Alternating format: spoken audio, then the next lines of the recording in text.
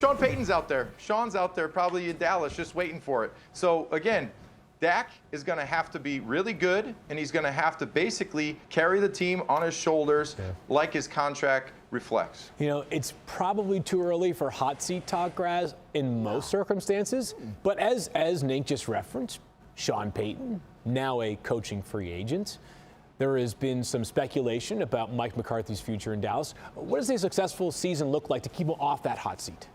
I think honestly he's got to win playoff games. I don't think it's if Mike McCarthy gets the Cowboys to the playoffs this year and loses in the first round again, I think he could be in trouble. They think very highly of Dan Quinn as a potential head coach, and he's the defensive coordinator. So they feel like, you know, this could be the guy that succeeds McCarthy if McCarthy doesn't get it done. They do have faith in McCarthy. They have belief in McCarthy. He's the guy they hired, but I do think if they don't have playoff success this year, he could be on that proverbial hot seat. Lewis, you look at that schedule, and right out of the gates, Tampa Bay and Cincinnati. How dicey could things get early in the year for Dallas? Oh, it could get dicey real quick. I mean, and look, number one, they're good football teams, okay, that they're playing up against. But here's the thing. Here's the thing. Dallas is going to be able to put itself in position to win those games as well as any other on their schedule because they have enough good players to do so. As long as, and I'm saying 1 through 53, as long as three important parts of this organization uphold their end of the bargain and actually go beyond a little bit. Yeah. That being the head coach, Mike McCarthy, who has to be better than he has been in the past in those situations that Rob is talking about.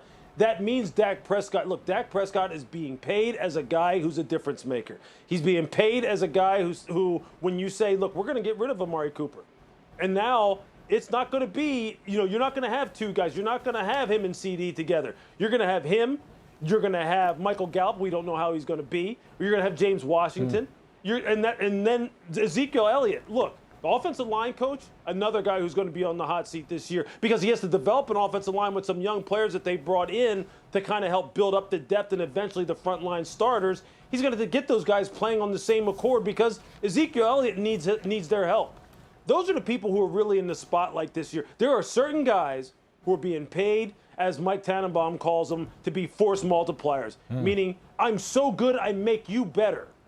Dak Prescott has to be so good he makes the wide receiver core better and the offensive line better. And Ezekiel Elliott, he has to be better to make that offensive line look better. And Mike McCarthy, man, I've known Mike for a long time. Mike was a GA at the University of Pittsburgh when I was there. Mike has to – this is a big year, man. These guys have to coach and play above what their normal expectation is for sure. It sort of feels in some ways, I don't know about Super Bowl or bust, but it feels like you got to win at least, as Dan said, a couple of playoff games to feel good about your job security going forward. Nika, let me ask you about this NFC East. Are they the favorites in this division, or how close is the gap between them and, I would guess, Philadelphia? How close is it? Yeah. Paper thin. And when you look at the Eagles, you know, Hurts, I'm not going to say Hurts is close to Dak right now, but he potentially could. I mean, you look at last year, if he can take another step forward and he can develop, I really think that he could be one of the top quarterbacks in the league. And again, the wide receiver position, they got a bunch of young talent on this team. The defensive side, the pass rush, I really think that it's a two-team race. And it's going to come down to the matchups and how they perform, and also health. You know, how healthy can you stay throughout the season? Because you've seen it year in and year out.